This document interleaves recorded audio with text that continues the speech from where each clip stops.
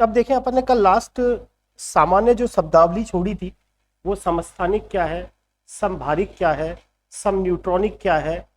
किसी भी परमाणु से अगर कोई आयन बनता है तो कहीं ना कहीं इलेक्ट्रॉन का चक्कर पड़ता है, या तो इलेक्ट्रॉन त्यागे जाते हैं या इलेक्ट्रॉन ग्रहण करते जाते हैं। अब अलग अलग साइंटिस्टों ने बताया, किसी ने बताया कि परमाणु इस तरह का है, किसी ने बताया परमाणु इस तरह का। तो आप सबने हेडिंग डाली विभिन्न परमाणविक मॉडल, और जिसके अंदर सबसे पहला जो मॉडल है वो आप सबने पढ़ा है थॉमसन का प्लम पुडिंग मॉडल। अब क्या है, थॉमसन का प्लम पुडिंग मॉडल पर कभी भी आज तक कोई क्वेश्चन नहीं आया ऑब्जेक्टिव। वो बात अलग है, आपके रीट लेवल में कोई पूछ ले कि प्लम पुडिंग मॉडल किसका है, तो थॉमसन का। अब थॉमसन क्या मानता है, थॉमसन ये मानता है कि जो परमाणु है उसके अंदर इस तरीके से, वो ये कहता है कि जो परमाणु है वो धनावेशित कणों से मिलकर बना हुआ है, इस तरीके से धनावेशित कणों से मिलकर बना हुआ है, और उसके अंदर इलेक्ट्रॉन की व्यवस्था ठीक उसी प्रकार है जैसे तरबूजे के अंदर बीच बीच में क्या होता है, बीज होता है। मतलब अलग अलग संकल्पना है, कोई मानता है कि परमाणु ऐसा होता है, कोई मानता है परमाणु ऐसा होता है। तो सबसे पहले थॉमसन आता है और वो कहता है कि परमाणु क्या है, धनावेशित कणों से मिलकर बना हुआ है, और उसमें इलेक्ट्रॉन उसी तरीके से होते हैं जैसे लाल कलर का जो तरबूज होता है उसमें बीच बीच में क्या लटके होते हैं, बीज लगे होते हैं। ये भी परमाणु को उदासीन ही मानता है, ये कहता है कि परमाणु उदासीन होता है।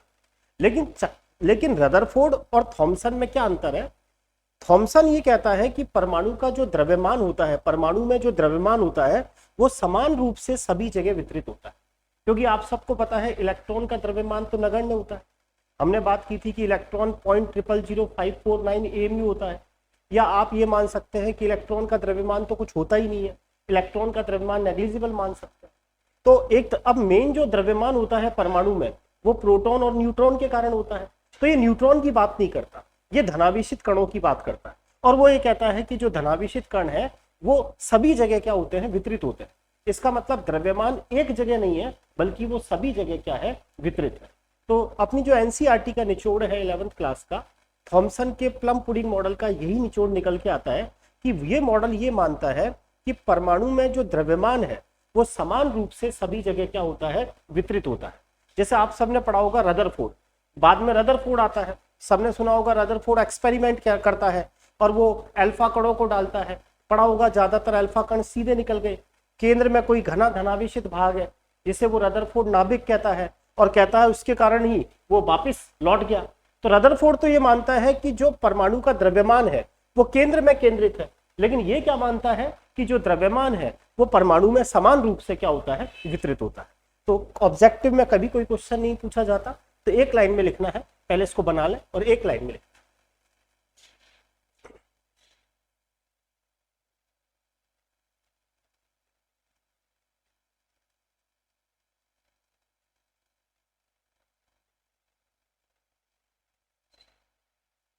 ठीक है, क्या लिखे, स्टार पॉइंट स्टार डाल के लिख ले। द्रव्यमान समान रूप से वितरित, मतलब वो क्या कहना चाहता है कि द्रव्यमान समान रूप से वितरित। समझ में आ गई बात? ठीक है। और सेकंड पॉइंट, परमाणु उदासीन।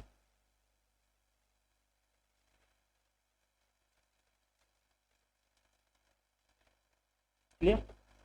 कभी कोई ऑब्जेक्टिव नहीं आएगा।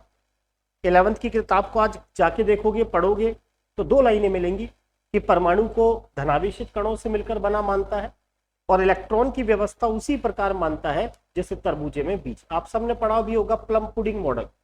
प्लम पुडिंग, पुडिंग कुछ नहीं, पुडिंग एज ए हलवा, और प्लम बीच बीच में फ्रूट्स लगे रहते हैं, वो है। समझ में आई बात? और मेन इसका जो आधार था वो यही कहना था कि द्रव्यमान सब जगह वितरित हो। सेकंड लिखा है रदरफोर्ड का अल्फा प्रकीर्णन प्रयोग। अब परमाणु कैसा होता है इसके बारे में जो सेकंड नंबर का साइंटिस्ट आपको बताता है वो बताता है रदरफोर्ड।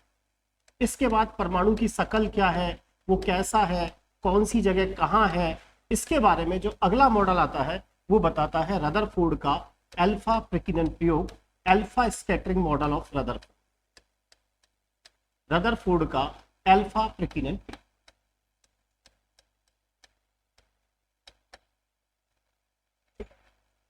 इस पर अभी तक एक क्वेश्चन पूछा है आरपीएससी ने, जो मैं भी आपको बताऊंगा। हाँ, इस साल पिछली पहला क्वेश्चन जो पूछा गया है नीट में, वो यही पूछा जाता है अल्फा पार्टिकल क्या है। तो सबसे पहली हेडिंग डालें अल्फा कण। ऑब्जेक्टिव के हिसाब से पहला क्वेश्चन जो पूछने लायक है वो है अल्फा कण। अल्फा कण, ठीक है। हम पहले भी बात कर चुके हैं कि अल्फा जो पार्टिकल है वो एक पॉजिटिव पार्टिकल है। अपने दिमाग में रखें, कई बार एक शब्द आता है बीटा पार्टिकल। बीटा पार्टिकल कुछ नहीं है, इलेक्ट्रॉन। इलेक्ट्रॉन क्या है? Beta particle. बीटा पार्टिकल कुछ नहीं है, इलेक्ट्रॉन जैसा है। बस फर्क यह है कि बीटा पार्टिकल नाभिक में रहता है, लेकिन इलेक्ट्रॉन नाभिक में रहता है या नाभिक के बाहर रहता है? नाभिक के बाहर रहता है। बीटा पार्टिकल बिल्कुल इलेक्ट्रॉन जैसा है, उसके ऊपर चार्ज नेगेटिव होता है और उसका द्रव्यमान बिल्कुल नगण्य होता है। और जो अल्फा पार्टिकल है वो भी आपको पता है नाभिक में ही रहेगा, लेकिन जो अल्फा का पार्टिकल है वो हमने बात की थी, ये पॉजिटिव पार्टिकल है, इसके ऊपर पॉजिटिव चार्ज है। 1 इकाई धनावेश है या 2 इकाई? 2 इकाई धनावेश। और हमने बात की थी कि इसका द्रव्यमान कितना होता है? 4 AMU। हमने बात की थी इसके नाभिक में 2 प्रोटॉन और 2 न्यूट्रॉन मिलते हैं, और इसके अंदर किसी भी तरह का क्या नहीं मिलता? इलेक्ट्रॉन नहीं मिलता। तो अल्फा कण में पहला पॉइंट लिखेंगे, नंबर फर्स्ट पॉइंट, हीलियम का द्विधनावेशित आयन। हीलियम का द्विधनावेशित आयन। हीलियम का द्विधनावेशित आयन, ठीक। और इसको बना लेंगे, क्योंकि कई बार ऐसा भी पूछ लेता है अल्फा कण के संदर्भ में सही है। नंबर 1, इसमें 2 प्रोटॉन और 2 न्यूट्रॉन पाए जाते हैं। दूसरा बना देगा 2 प्रोटॉन 2 न्यूट्रॉन 2 इलेक्ट्रॉन पाए जाते हैं। आगे समझ में? तो ध्यान रखना है अल्फा पार्टिकल्स के अंदर 2 प्रोटॉन और क्या है? 2 न्यूट्रॉन। हीलियम का द्विधनावेशित आयन है। सेकेंड पॉइंट, +2 इकाई धनावेश, +2 इकाई धनावेश, +2 इकाई धनावेश, +2 इकाई धनावेश। और इसके द्रव्यमान की बात करें तो बता दिया था इसका द्रव्यमान कितना AMU है? 4 AMU। हमने बात की थी प्रोटॉन का द्रव्यमान 1 AMU, प्रोटॉन का द्रव्यमान 1 AMU, न्यूट्रॉन का द्रव्यमान 1 AMU, न्यूट्रॉन का द्रव्यमान 1 AMU, लेकिन इलेक्ट्रॉन का द्रव्यमान 0.3 बार 0549 AMU। आगे समझ। अब आप सबने पढ़ा है कि ये एक्सपेरिमेंट क्या है। ध्यान रखें, कभी कोई ये नहीं पूछता कि इसने सोने की पतली पन्नी काम में क्यों ली, चांदी की क्यों नहीं ली, या ये नहीं पूछा जाता कि जो अल्फा कण, आपको पता है अल्फा बीटा गामा ये सब रेडियो एक्टिव पदार्थों से हमें मिलते हैं, तो कभी नहीं पूछा जाता कि उसने कौन सा रेडियो एक्टिव पदार्थ लिया। तो कच्चा सा डायग्राम सबने देखा है। उसने क्या किया, एक सोने की पतली पन्नी ली थी इस तरह से, और सबको पता है कि उसने क्या किया, उस सोने की पतली पन्नी पर अल्फा कणों की बौछार की। ज्यादातर अल्फा कण आपको पता है सीधे निकल गए, और कुछ अल्फा कण ऐसे थे जो थोड़े से विचलित हुए, और बहुत कम अल्फा कण ऐसे थे जो 180 डिग्री के एंगल से लौट गए। तो अल्फा कण पॉजिटिव पार्टिकल, तो इसका मतलब सेंटर में पॉजिटिव है, तभी तो पॉजिटिव के बीच में आपस में क्या हुआ? रिपल्सन हुआ, और ये वाला जो अल्फा पार्टिकल है वो वापस क्या हो गया? लौट गया। तो रदरफोर्ड ने ये निष्कर्ष निकाला कि परमाणु का ज्यादातर भाग वैकेंट है, तभी ज्यादातर अल्फा कण क्या हो जाते हैं? सीधे निकल जाते हैं। परमाणु के सेंटर में कहीं ना कहीं कोई धनावेशित भाग है, जिसके कारण अल्फा कण रिवर्ट हो रहा है। और आप सबको पता है कि रदरफोर्ड ने ही आगे चलकर नाभिक की खोज की। जो आपसे पूछा जाए नाभिक का खोजकर्ता कौन है, तो आप सबको पता है नाभिक का जो खोज करता है वो आपका कौन है? रदरफोर्ड। तो क्या निष्कर्ष निकला? परमाणु का ज्यादातर भाग वैकेंट है, परमाणु के सेंटर में घना धनावेशित भाग है, जिसे रदरफोर्ड क्या नाम देता है? नाभिक नाम देता है। तो इसको कच्चा सा बना के निष्कर्ष देखें तो समझ में आ गया होगा। पहला ऑब्जेक्टिव क्वेश्चन अल्फा पार्टिकल क्या है। दूसरा ऑब्जेक्टिव क्वेश्चन ज्यादा से ज्यादा नाभिक का खोजकर्ता कौन है? रीड के हिसाब से नाभिक का खोजकर्ता कौन है? आप कहोगे रदरफोर्ड। नीट रीड सब में अंतर ध्यान रखें।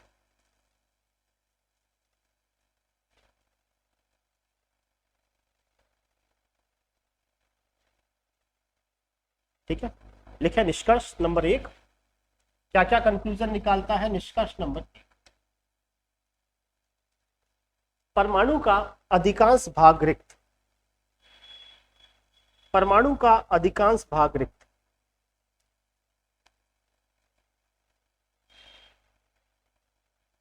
परमाणु का अधिकांश भाग रिक्त।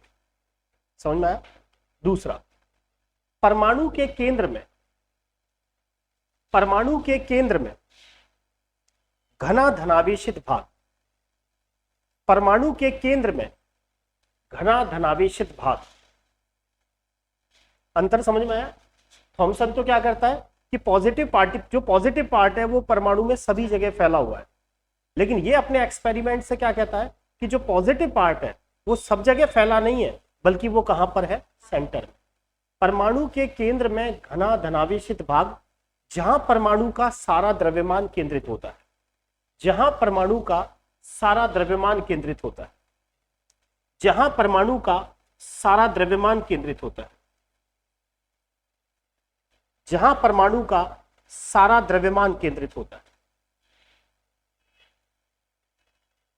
रदरफोर्ड ने इसे नाभिक नाम दिया।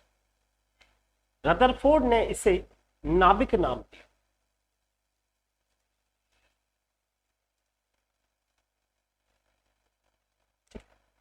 आई बात समझ?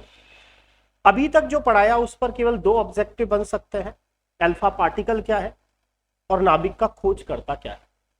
अब देखें, कुछ इसने एप्लीकेशंस की, कुछ इसने अनुप्रयोग किए, कुछ डेरिवेशंस किए और उसके बाद इन्होंने कुछ रिजल्ट्स दिए, वो आपको याद रखने।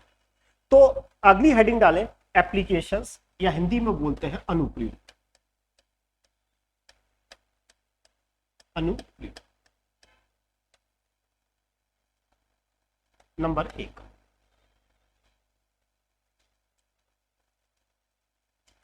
वो ये कहता है, पहली एप्लीकेशन वो क्या बनाता है।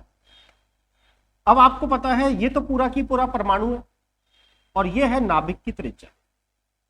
ये तो है नाभिक की त्रिज्या और ये है परमाणु की त्रिज्या। ये तो है नाभिक की त्रिज्या और यहां से यहां तक क्या है? परमाणु की त्रिज्या। इसका पहला पॉइंट क्या था? वो ये कहता था कि जो ये नाभिक की त्रिज्या है वो द्रव्यमान संख्या की, नाभिक की त्रिज्या द्रव्यमान संख्या के 1/3 के समानुपाती। देखिए ये सब थ्योरम्स हैं, हमको माननी पड़ेगी। क्या डेरिवेशन है किसी को नहीं पता और ये सब फेल भी हो जाती है क्योंकि ये सब परमाणु के पुराने मॉडल्स हैं। आजकल तो ऐसी बात ही नहीं चलती। आप सबने सुना होगा श्रोडिंगर तो ये कहता है कि जो इलेक्ट्रॉन, किसने कह दिया इलेक्ट्रॉन चारों ओर वृत्ताकार पथ में चक्कर लगाता है? वो तो इलेक्ट्रॉन को वेव मानता है और वो कहता है कि इलेक्ट्रॉन तो कहीं भी भाग सकता है।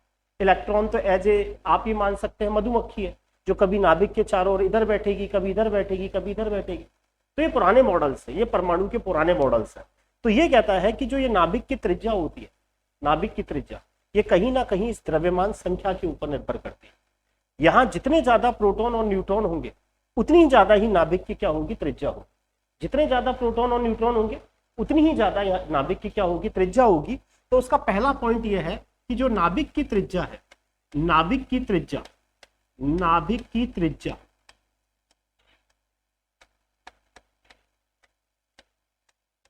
वो द्रव्यमान संख्या के 1/3 के वो क्या बता रहा है? समानुपाती बता रहा है। पहला पॉइंट लिखे Rn समानुपाती a⁻⁴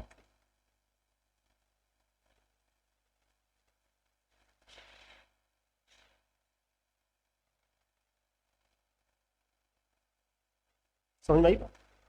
अब जब आप समानुपाती के चिन्ह को हटाते हो और बराबर लगाते हो तो हमेशा कांस्टेंट आता है। यहां हम कैसे लिखते हैं? Rn बराबर R0 a⁻⁴। जब आप इस फॉर्मूले को लगाते हो तो जो आपके पास नाभिक की त्रिज्या निकल के आएगी वो किस में निकल के आती है? सेंटीमीटर। सेंटीमीटर में कब निकल के आती है? जब आप इस कांस्टेंट की value Rn equal to 1.33 into 10⁻⁻13 a⁻⁴ answer किसके अंदर? सेट। समझ में आया? नाभिक की त्रिज्या द्रव्यमान संख्या के 1/3 के समानुपाती। समानुपाती का चिन्ह हटा के बराबर लगा के कांस्टेंट लगाते। और इस कांस्टेंट की वैल्यू क्या बताता है 1.33 इंटू 10⁻³ ये आपके पास द्रव्यमान संख्या है, इसका 1/3 और आंसर किसके अंदर आएगा सेंटीमीटर। समझ में आई बात। हमसे क्या क्वेश्चन पूछा गया था अभी मैं बताऊंगा। इस फॉर्मूले पर जैसे क्वेश्चन उसको मान लो न्यूमेरिकल बेस बनाना। देखिए ये क्वेश्चन केमिस्ट्री में संभावना कम होती है, लेकिन हाँ फिजिक्स में पूछ लेता है इस क्वेश्चन। जैसे मान लीजिए अगर आपको उसको क्वेश्चन बनाना है तो कैसे बनाएगा देखो। वो आपसे कहता है 13 एल्युमिनियम 27 इसके नाभिक की त्रिज्या ज्ञात। समझ में आई बात। आपसे कहता है कि जो एल्युमिनियम परमाणु है ना, एल्युमिनियम परमाणु, उसके नाभिक की क्या ज्ञात करनी है मुझे, त्रिज्या ज्ञात करनी। ठीक है, अब खुद ही दिख रहा है कि एल्युमिनियम जो परमाणु है इसका परमाणु क्रमांक 13 है, यानी नाभिक में 13 प्रोटॉन है। न्यूट्रॉन कितने होंगे, 14 होंगे, और इलेक्ट्रॉन कितने होंगे, 13 होंगे, क्योंकि परमाणु कैसा होता है, उदासीन होता है। अब आप इस फॉर्मूले को लगाओ, नाभिक की त्रिज्या मुझे फाइंड आउट करनी है। मेरे पास फॉर्मूला है 1.33 इंटू 10⁻⁻13, ये ना फॉर्मूला। अब यहां पर मुझे द्रव्यमान संख्या कितनी दे रखी है, 27। जब भी एग्जामिनर आपको ऐसा क्वेश्चन अगर देता है तो ऐसी द्रव्यमान संख्या देगा जिसका आप क्यूब कर सकते हैं। जैसे आपको पता है 3 का क्यूब क्या होता है, 27। 3 गुना 3 गुना 3, 3 को 3 बार किया जाए तो 3 तिया 9, 9 तिया 27 होगा। इसका मतलब हम 27 को क्या लिख सकते हैं, 3⁻³ लिख सकते हैं। बाहर क्या जाएगा 1/, आंसर किसमें आएगा, सेंटीमीटर। वो इसी जब भी आपको ऐसा क्वेश्चन देगा, जैसे वो दे देगा 64, 64, तो 64 को आप लिख सकते हो 4 का क्यूब। कोई भी अननोन एलिमेंट का एटम, उसका दे दिया द्रव्यमान संख्या 125, तो आप लिख सकते हो 5 का क्यूब। समझ में आ रही बात, क्योंकि 3 तिया 9, 9 तिया 27। तो फायदा क्या होगा, ये 3 से 3 क्या हो जाएगा, कैंसिल आउट। अब आपके पास क्या हो गया, 3 तिया 9, 3 तिया 9, 3 एकम 3 इंटू 10⁻⁻13। अरे आया नहीं, आया समझ में, लोकेश समझ में आया नहीं आया? समझ में आई बात। कुछ नहीं करना, फॉर्मूले बेस्ड क्वेश्चन है। 1.33 इंटू 10⁻⁻13 द्रव्यमान संख्या है, उसको क्यूब की फॉर्म में लिख लो। 27 को लिख लिया मैंने 3⁻³ 3 से 3 कैंसिल आउट हो गया, 3 तिया 9, 3 तिया 9, 3 एकम 3, 3.99 इंटू 10⁻⁻13 सेंटीमीटर।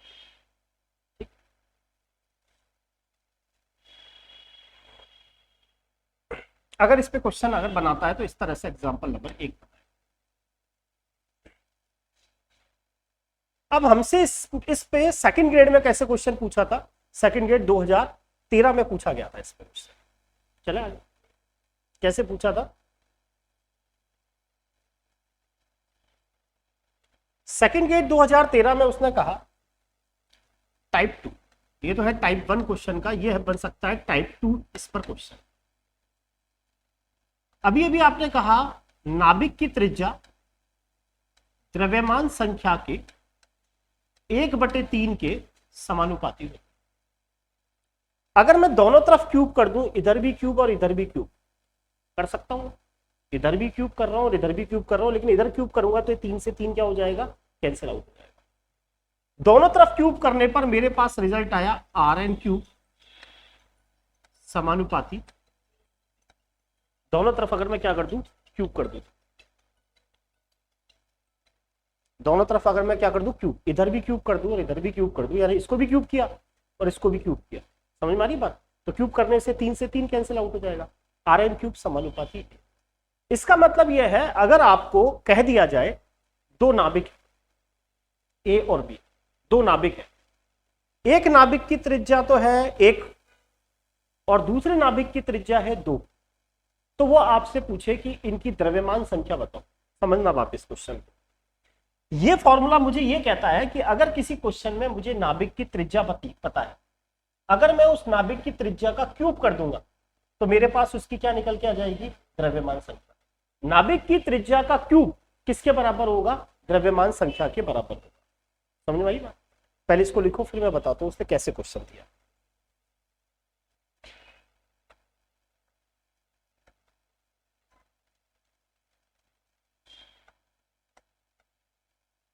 RPSC second 2015।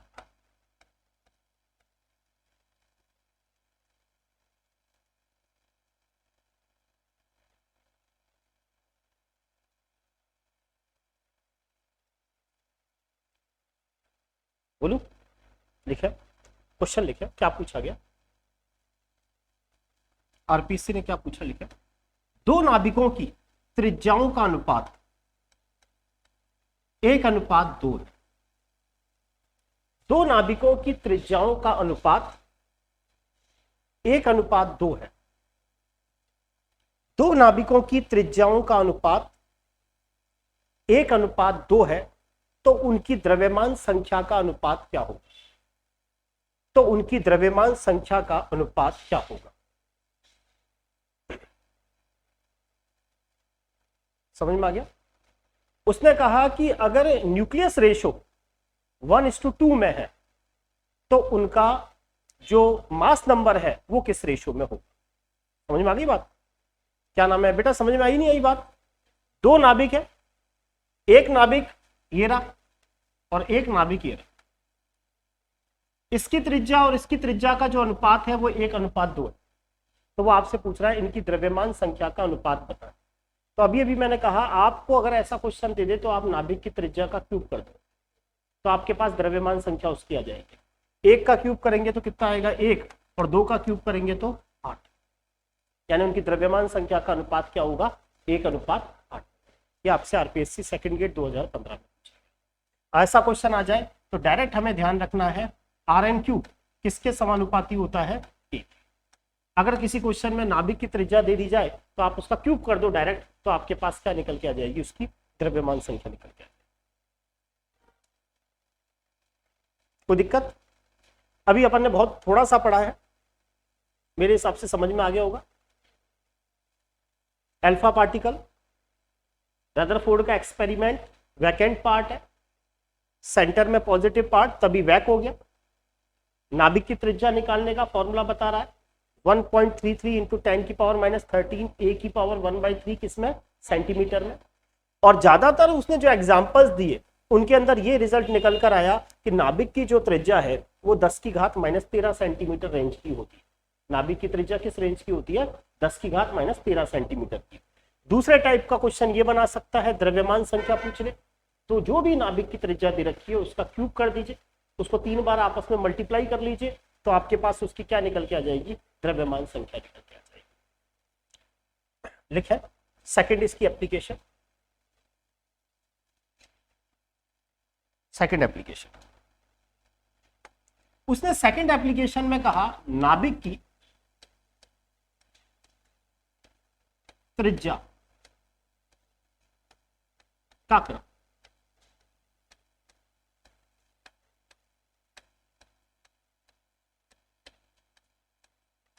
अब उसने कहा कि ज्यादातर जब हम नाभिक की त्रिज्या निकालते हैं या नाभिक का आकार निकालते हैं, यहां आकार से मतलब त्रिज्या से ही है, तो वो ये कहता है कि जितने भी उसने एग्जांपल्स देखे और देखा नाभिक की रेडियस निकालने की कोशिश की इस फॉर्मूले से, तो वो अभी भी मैंने कहा नाभिक की त्रिज्या का क्रम किस रेंज का आया, 10⁻13 सेंटीमीटर। ठीक है, अगर सेंटीमीटर को मीटर में बदलना होता है तो 100 का भाग लगाते हैं, क्योंकि 1 मीटर में कितने सेंटीमीटर होते हैं, 100 सेंटीमीटर। अगर आप इस सेंटीमीटर को मीटर में बदलना चाहोगे तो इसमें 100 का भाग लगाएंगे। समझ में आ रहा है? 100 का भाग लगाओगे तो 10⁻13 सेंटीमीटर को ही हम क्या लिख सकते हैं, 10⁻15 मीटर। और 10⁻15 मीटर या 10⁻13 सेंटीमीटर के लिए एक टर्म दे दी जाती है 1 फर्मी। ये क्वेश्चन पुरानी हमारी पीएमटी के अंदर पूछा जाता था कि जो नाभिक का आकार है या नाभिक की त्रिज्या है वो किस कोटि की होती है, ऑप्शन मिलता था फर्मी कोटि की होती है। फर्मी का मतलब 10⁻15 मीटर होती है या 10⁻13 सेंटीमीटर। अरे समझ में आया? तीसरा क्वेश्चन समझ में आ गया जो बन सकता है कि जो नाभिक की रेडियस है वो 10⁻13 सेंटीमीटर आ रही थी, मीटर में जब बदलना होता है तो इसमें 100 का भाग लगाते, तो 100/100 करोगे तो ऊपर जाएगा तो 10⁻15 मीटर। 10⁻15 मीटर को ही आप लोग क्या लिख सकते हैं, 1 फर्मी लिख सकते हैं।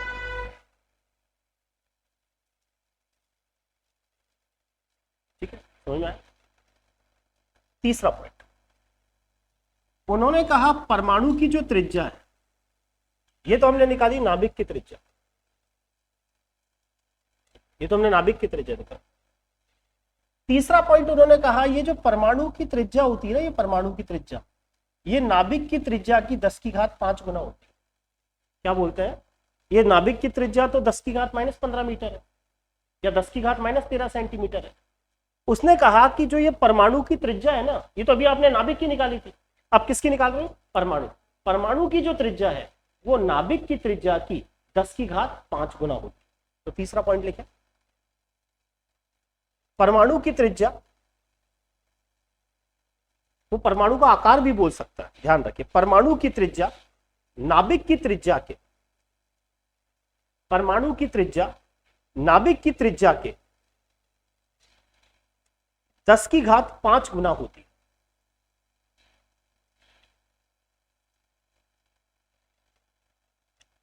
वो ये कहता है रेडियस ऑफ एटम, ए का मतलब एटम से, परमाणु की त्रिज्या, जो आपके पास नाभिक की त्रिज्या है उसकी कितनी होती है? 10⁵ यानी परमाणु की त्रिज्या अगर आपको निकालनी है तो आप नाभिक की त्रिज्या को किससे गुना कर देंगे? 10⁵ से। अभी अभी आपने कहा जो नाभिक की त्रिज्या होती है वो होती है 10⁻⁻15 मीटर, मीटर में बोला था ना 10⁻⁻15 मीटर इंटू 10⁵। अब घातांक नियम सबको आने चाहिए, जब आधार समान होता है तो घातें जुड़ती या घटती है, समझ में आ रही बात? तो 10⁻⁻15 इंटू 10⁵ करोगे तो आपके पास कितना आ जाएगा? 10⁻⁻10 मीटर।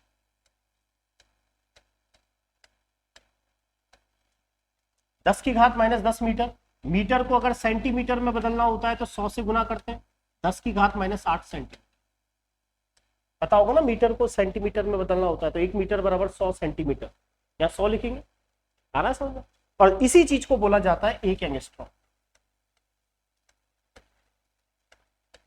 1 एंगस्ट्रॉम सबने फॉर्मूला भी पढ़ा होगा, रेडियस 0.529 इंटू n² एंगस्ट्रॉम। यानी परमाणु का जो आकार है, परमाणु का जो आकार है, ये परमाणु का आकार, वो ये कहता है ये तो एंगस्ट्रॉम है, और नाभिक का आकार फर्मी में, 1 फर्मी बराबर 10⁻⁻15 मीटर, और ये एंगस्ट्रॉम कोटि की है आकार। 1 एंगस्ट्रॉम का मतलब 10⁻⁻10 मीटर, या आप 10⁻⁸ सेंटीमीटर उस चीज को बोल सकते हैं। कोई दिक्कत समझ में आ गई? रदरफोर्ड की तीनों चारों एप्लीकेशन। चौथी लिखे, चौथी चलेगी कौन सी है? परमाणु का आयतन, परमाणु का आयतन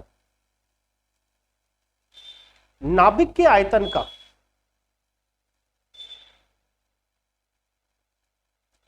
10⁻15 गुना होता है।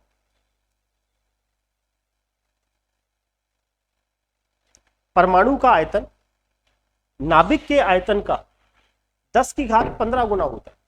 जैसे आप सबने छोटी क्लास में पढ़ा भी होगा, 6ठी 7वीं 8वीं में जब अपन पढ़ते थे तो ऐसा मानते थे कि परमाणु ऐसा होता है कि एक बहुत बड़ा फुटबॉल का मैदान और उसके बीच में फुटबॉल रखी हुई है, तो वो जो फुटबॉल होती थी वो तो नाभिक होता था, पर वो जो फुटबॉल का मैदान होता था पूरा की पूरा सर्किल में, वो परमाणु का क्या होता था? आकार होता था। आयतन का मतलब होता है घेरा, मतलब कौन कितनी जगह घेरता है। तो वो कहता है कि परमाणु की तुलना में नाभिक बहुत छोटी सी जगह घेरता है, यानी जो परमाणु का आयतन होता है वो नाभिक के आयतन का कितना गुना होता है? 10⁻15 गुना। चाहो तो आप इसको डेरिवेशन में देख भी सकते हो कैसे। परमाणु का आयतन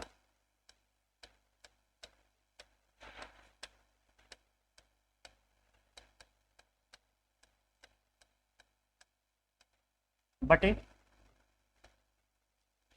नाभिक का आयतन,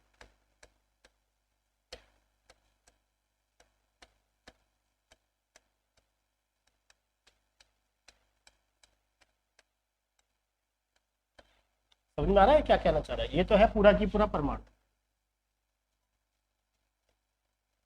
और ये है नाभिक। आयतन का मतलब होता है कौन कितनी जगह घेर रहा है, तो नाभिक तो ये जगह घेरता है और परमाणु ये जगह घेरता है।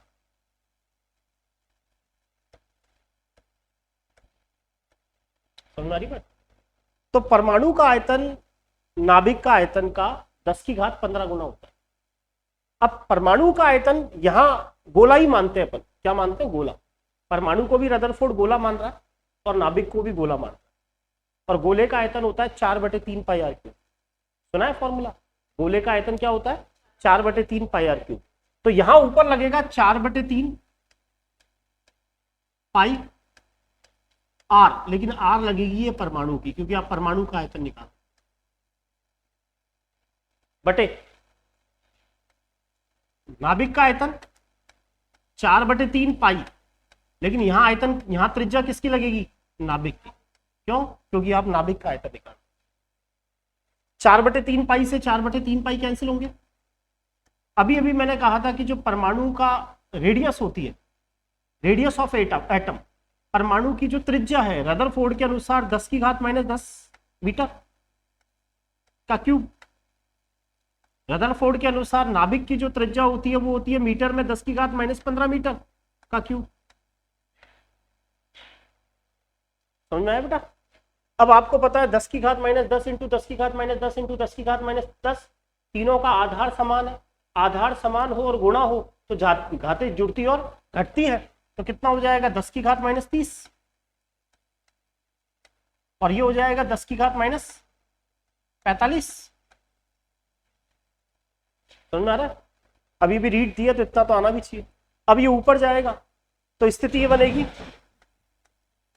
10⁻30 प्लस 45। अरे समझ में आ गया?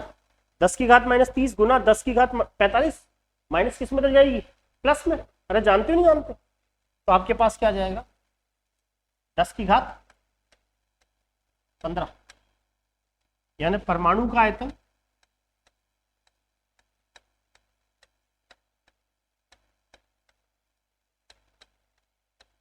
बटे नाभिक का आयतन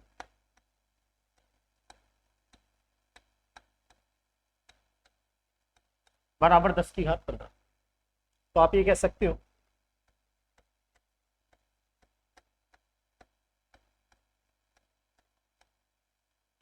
परमाणु का आयतन बराबर नाभिक का आयतन इंटू 10⁻। वापिस बताऊं, समझ में आया कुछ? तेरे पास मैथ्स से औरों के पास बायो है, इसलिए सोच पूछना पड़ता है ना।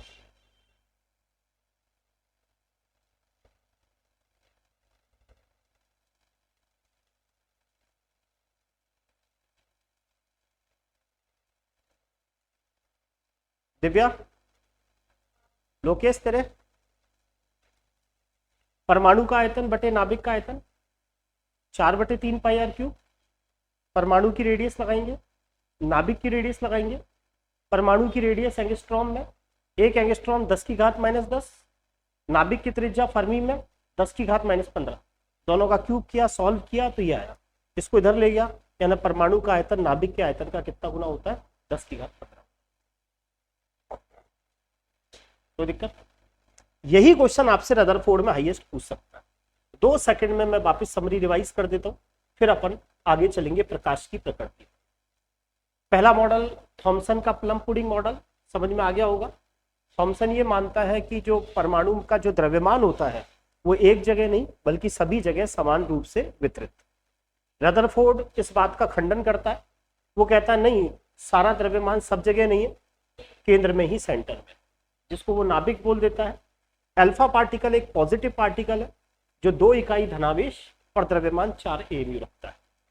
कुछ एप्लीकेशंस बनाता है ये कि जो नाभिक की रेडियस निकालने का फॉर्मूला 1.33 इंटू 10⁻13 A⁻1/3 सेंटीमीटर, इन रिजल्ट से ये निकल के आता है कि जो ये नाभिक की त्रिज्या है ये फर्मी कोटि की होती है। फर्मी मतलब 10⁻15 मीटर आएगी या 10⁻13 सेंटीमीटर आएगी। और फिर ये कहता है कि जो ये परमाणु का आकार है ये नाभिक के आकार का 10⁵ गुना होता है, और परमाणु की जो साइज निकल के आती है वो एंगस्ट्रॉम कोटि में निकल के आती है 10⁻10 मीटर या 10⁻8 सेंटीमीटर आप बोल सकते हो। और फाइनली एक रिजल्ट और ये निकल के आया कि परमाणु का आयतन नाभिक के आयतन का कितना गुना होता है, 10⁻15 गुना। अब अगली हेडिंग डालें, अन्य मॉडलों को पढ़ने से पहले हमें थोड़ा सा प्रकाश की प्रकृति, अगली हेडिंग डालें प्रकाश की प्रकृति, नेचर ऑफ लाइट, प्रकाश की प्रकृति, प्रकाश की प्रकृति,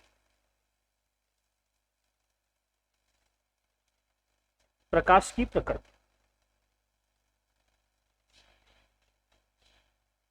अब आप सबको पता है लाइट क्या है, एनर्जी है। लाइट आपके पास एनर्जी है। अब दो मत है कि हमारे पास लाइट कैसे आती है, सूर्य भगवान हमारे पास एनर्जी कैसे भेजते हैं, समझ में आ रही बात। एक मत तो ये कहता है कि प्रकाश की तरंगीय प्रकृति है, कि लाइट क्या है आपके पास वेव फॉर्म में आ रही है, और दूसरा मत ये होता है प्रकाश की कणीय प्रकृति होती है, कि प्रकाश पार्टिकल की फॉर्म में आ रही है। अब अंतर क्या है, हमसे केमिस्ट्री के संदर्भ में तो इतना ही पता होता है जनरली कि प्रकाश की ड्वेल नेचर होती है, या तो प्रकाश आपके पास तरंग रूप में आता है या प्रकाश कण रूप में आता है। अब होता क्या है, तरंग रूप का मतलब ये होता है कि ये माना जाता है कि अगर प्रकाश तरंग रूप में आ रहा है तो प्रकाश ऊर्जा ही तो है, प्रकाश कुछ नहीं, ऊर्जा है, आपके पास ऊर्जा आ रही है। आप ऐसे सोच सकते हैं कि प्रकाश आपके पास ऑटो में बैठ के आ रहा है, कोई व्यक्ति ऑटो में बैठा हुआ है, वो लाइट है, वो एनर्जी है, और वो दो तरीके से आ सकती है, या तो ऑटो में बैठ के आ रही है या कोई दूसरे तरीके से आ रही है। तो अगर प्रकाश आपके पास तरंग रूप में आता है, तो तरंग रूप में आता है ना, इस तरीके से मान लो प्रकाश आपके पास तरंग फॉर्म में आता है, तो आप सबने पढ़ा होगा तरंगों का अध्यारोपण, तरंगों का अध्यारोपण। प्रकाश अगर आपके पास तरंग रूप में आता है तो हम ये मान के चलते हैं कि जो ऊर्जा है उसका आपस में पुनर्वितरण हो सकता है, यानी एक वेव्स अपनी एनर्जी दूसरी वेव्स को दे सकती है और दूसरी वेव्स पहली वेव्स को दे सकती है। वेव्स कुछ नहीं, वो एनर्जी है, एनर्जी आ रही है आपके पास, वेव फॉर्म में आ रही है। तो तरंगीय प्रकृति जब हम ये मानते हैं कि प्रकाश हमारे पास तरंग रूप में आ रहा है, तो उस समय ये माना जाता है कि जो ऊर्जा है उसका पुनर्वितरण हो सकता है। एक तरंग अपनी ऊर्जा दूसरे को दे सकती है, दूसरी तीसरे को दे सकती है। लेकिन जब प्रकाश की कणीय प्रकृति होती है, हम ये मान के चलते हैं कि प्रकाश जब इस तरीके से पार्टिकल फॉर्म में आ रहा है, पार्टिकल फॉर्म में, लड्डू फॉर्म में आ रहा है, तो उस लड्डू फॉर्म में आपस में ऊर्जाओं का पुनर्वितरण नहीं होता। अगर इसके पास ऊर्जा 5 इलेक्ट्रॉन वोल्ट है तो ये पूरी की पूरी आपको ऊर्जा 5 इलेक्ट्रॉन वोल्ट ही दे देगा, इस पास वाले को नहीं देगा। समझ में आ रही है बात। मान लीजिए इसके पास ऊर्जा 3 इलेक्ट्रॉन वोल्ट है, तो आपको ये पूरी की पूरी ऊर्जा कितने की देगा, 3 इलेक्ट्रॉन वोल्ट की। लेकिन जब प्रकाश आपके पास लाइट फॉर्म में आता है तो ऊर्जाओं का क्या हो जाता है, पुनर्वितरण। ये कहता है तू थोड़ी सी ऊर्जा चल मेरे से ले ले, ऐसा कर, तू मेरे से ले ले, मैं तुझे दे देता हूं। मतलब दोस्ती गहरी है। इसमें यह है कि तू अलग मैं अलग, तेरा मेरे से कोई लेना देना नहीं और मेरा तेरे से कोई लेना देना नहीं। समझ में आ रही बात। ये वाली स्थिति अभी नई नई शादी है और ये वाली स्थिति डिवोर्स की है कि तू अलग मैं अलग। समझ में आई बात। यहाँ तो ऊर्जाओं का पुनर्वितरण हो रहा है, तेरा पैसा मेरा पैसा, मेरा पैसा तेरा पैसा।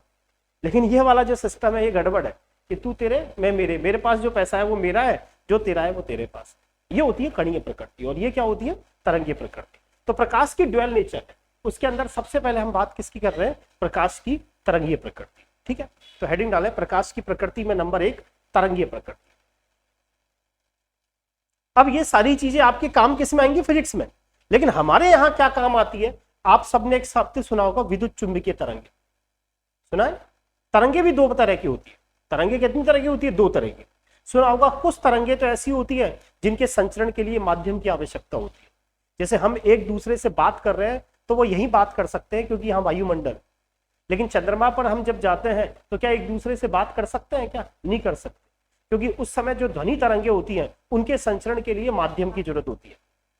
और कुछ तरंगे ऐसी होती है जिनके संचरण के लिए माध्यम की जरूरत नहीं होती, उन्हें बोलते हैं विद्युत चुंबकीय तरंग। वो आप फिजिक्स में पढ़ोगे।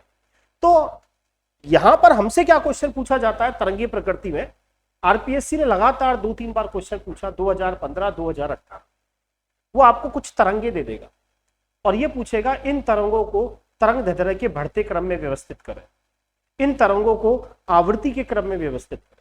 लगातार आरपीएससी ने इस तरह से 4-5 विद्युत चुंबकीय तरंगे दे दी और कहा किसकी लैम्डा सबसे ज्यादा है, किसकी लैम्डा सबसे कम है। तो प्रकाश की प्रकृति में सबसे पहले हम पढ़ रहे हैं तरंगीय प्रकृति। अब लिखो तरंगों के गुणधर्म। कि तरंगों में क्या क्या प्रॉपर्टीज होती है, तरंगों के गुणधर्म। तरंगी प्रकृति में नीचे पॉइंट हेडिंग डालें, तरंगों के गुणधर्म, कि तरंगों में क्या क्या विशेषताएं होती है, क्या क्या टर्म होती है।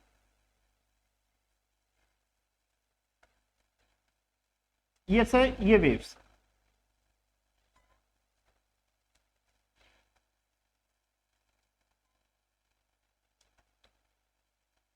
अब आप सबने सुना होगा, किसी को बोलते हैं कास्मिक किरणें, किसी को बोलते हैं गामा किरणें, किसी को बोलते हैं एक्स तरंगे, किसी को बोलते हैं यूवी तरंगे, किसी को बोलते हैं दृश्य तरंगे, किसी को बोलते हैं अवरक्त तरंगे, किसी को बोलते हैं सूक्ष्म तरंगे, और किसी को बोलते हैं रेडियो तरंगे।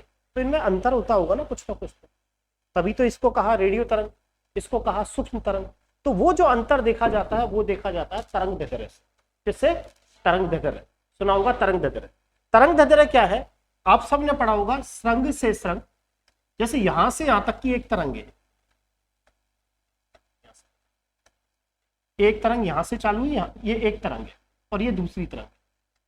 तो क्रमागत जो तरंगे हैं उनके श्रृंग से श्रृंग और गर्त से गर्त, इसके बीच की जो दूरी होती है वही चीज आपको पता है क्या कहलाती है? तरंग दैर्ध्य कहलाती है।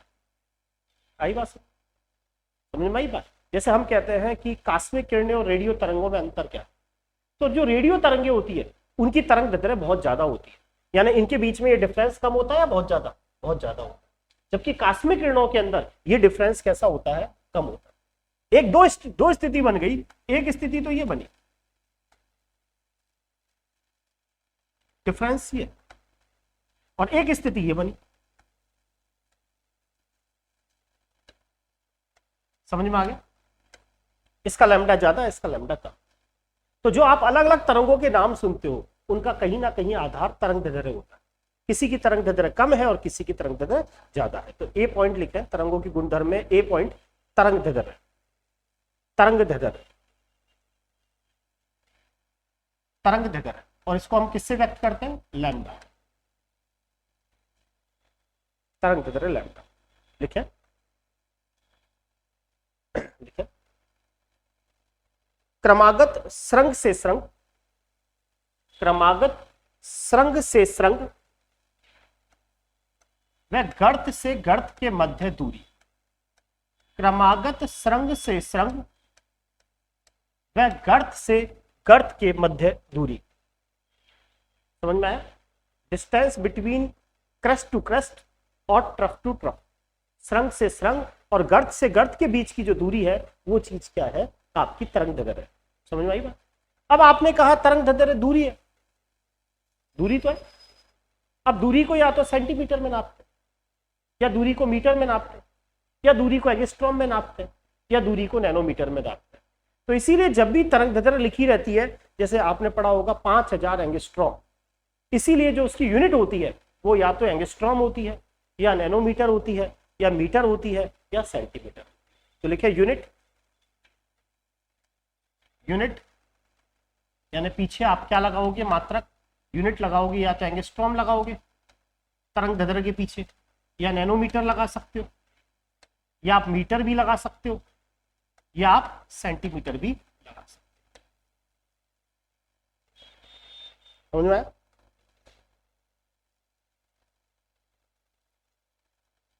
दूसरा पार्ट आता है, अगर आप सबने सुना हो तो, तरंग संख्या। तरंग संख्या, वेव नंबर, तरंग संख्या, या मैं इसको कहूं wave number.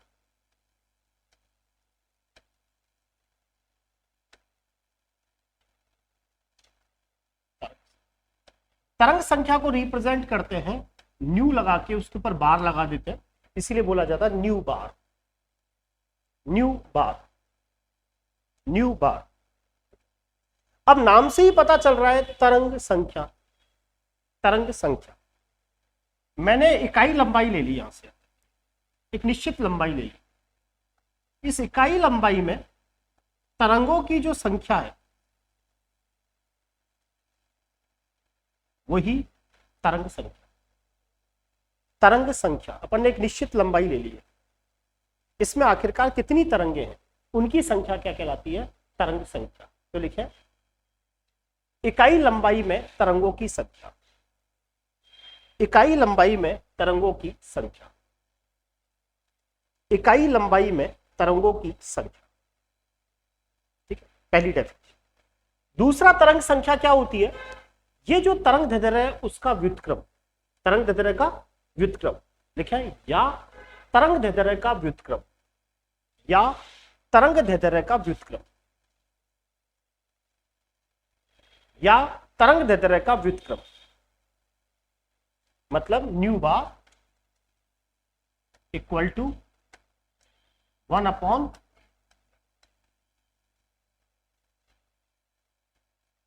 New bar equal to 1 upon lambda. समझ में आया?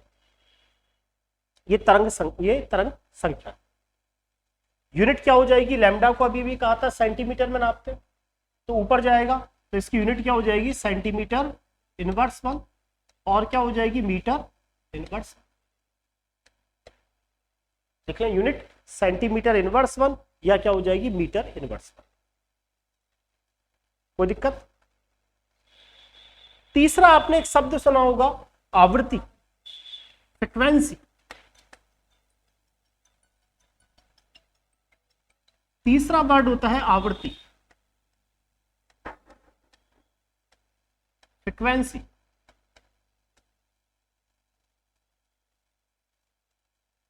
आवृत्ति को हम किससे रिप्रेजेंट करते हैं, न्यू। न्यू पढ़ा है आवृत्ति, क्या होती है आवृत्ति, पढ़ा होगा 1 अपॉन टी, पढ़ा है 1 अपॉन टी। आवृत्ति का मतलब यहां पर क्या होता है कि निश्चित बिंदु से, एक निश्चित बिंदु है, उससे 1 सेकंड में कितनी तरंगे गुजर गई, एक निश्चित बिंदु से 1 सेकंड में गुजरने वाली तरंगों की संख्या। जैसे मान लो मैं एक छोटा सा एक निश्चित बिंदु यहां बना दूं, होल बना दूं, उससे 1 सेकंड में कितनी वेव्स पास हो गई, वो चीज क्या कहलाती है, आवृत्ति। समझ में आया? तो लिखे, ध्यान रखें, मैं क्वेश्चन कुछ नहीं पूछेगा, जहां पूछेगा मैं अपने आप बताऊंगा। तो लिखे, निश्चित बिंदु से 1 सेकंड में गुजरने वाली तरंगों की संख्या।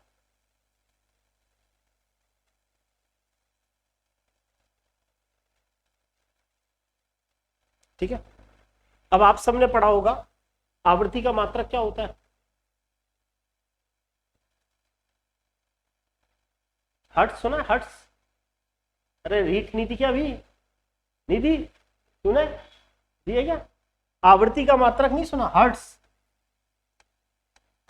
या तो आवृत्ति को रिप्रेजेंट करते हैं हर्ट्ज में, या आवृत्ति का बाद में लगा होता है सेकंड इनवर्स 1। आवृत्ति का मात्रक होता है या तो आवृत्ति के पीछे लगा होता है हर्ट्ज। कैसे पहचानोगे, क्वेश्चन में न्यू दे रखा है तो पीछे क्या लगा रहता है, हर्ट्ज। जैसे द्रव्यमान को कैसे पहचानोगे, ये द्रव्यमान है किलोग्राम।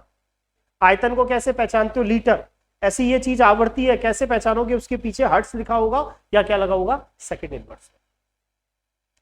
चौथा लिखा है वेग, वेलोसिटी। वेग, वेलोसिटी।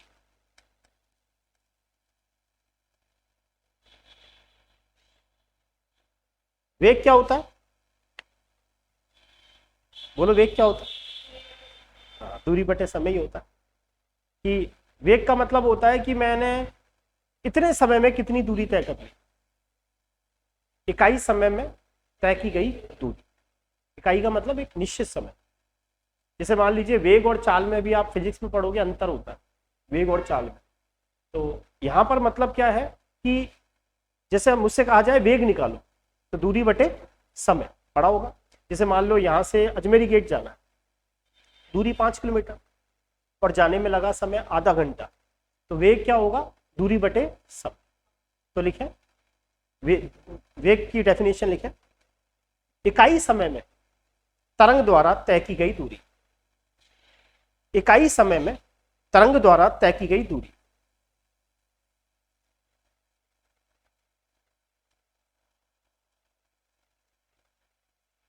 जैसे आपको पता है वेग बराबर होता है दूरी बटे समय।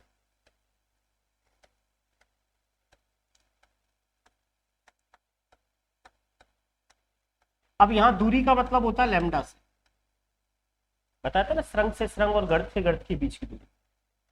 और टी, अब ये भी कहा था जो 1/t है इसे आवर्ती कहते हैं। तो सी बराबर फॉर्मूला पढ़ा होगा न्यू लैम्डा, और सबने फॉर्मूला पढ़ा होगा न्यू बराबर क्या होता है, सी अपॉन लैम्डा। पढ़ा है फॉर्मूला, न्यू बराबर सी अपॉन लैम्डा। अरे पढ़ा नहीं पढ़ा है फॉर्मूला, न्यू बराबर सी अपॉन लैम्डा। और क्या लिख सकते हैं इसको, न्यू बराबर सी इंटू 1/λ, एक ही मतलब है। और अभी भी कहा था 1/λ, 1/λ होती है तरंग संख्या, तो न्यू बराबर सी इंटू न्यू बार।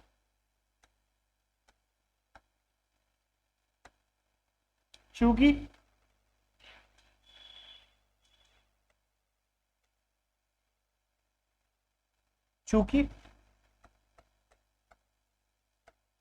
न्यू बार बराबर क्या होता है, 1/,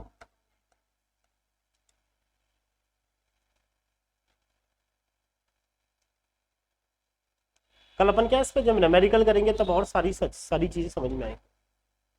अब जैसे आरपीएससी 2011 का पेपर सबसे आसान था, सेकंड ग्रेड 2011, और उसके बाद जैसे जैसे सेकंड ग्रेड होती जा रही है टफ होती जा रही है। 2011 से टफ आया, 13 से टफ आया, 15 से टफ आया, 18 से टफ इस साल, तो 22 में तो हालत खराब होगी। 22 में तो 40% ही नहीं बनती, आधी सीटें खाली रहेगी। तो दिनों दिन पेपर का लेवल टफ होता ही जा रहा है। तो न्यू बराबर सी अपॉन लैम्डा, या आप ये भी लिख सकते हैं क्या, न्यू बराबर सी इंटू न्यू बार। आया समझ। अब अपन ने इतनी सारी रामायणें किसके लिए पढ़ी हैं, विद्युत चुंबकीय तरंगों को समझने के।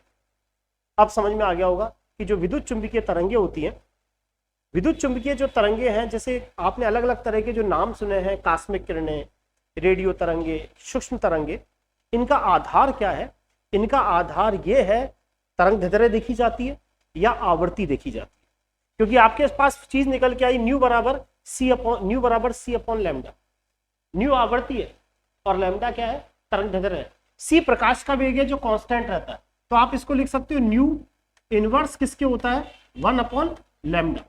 पता होगा जिसकी तरंग दैर्ध्य ज्यादा होती है उसकी आवर्ती क्या होती है, कम होती है, और जिसकी आवर्ती ज्यादा होती है उसकी तरंग दैर्ध्य क्या होती है, कम होती है। आवर्ती और तरंग दैर्ध्य एक दूसरे के क्या चलते हैं, इनवर्स चलते हैं। तो लिख लें न्यू इनवर्स लैम्डा।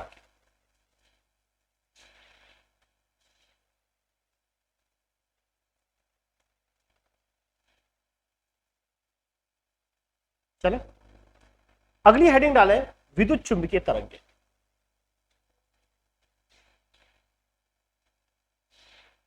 विद्युत चुंबकीय तरंगे,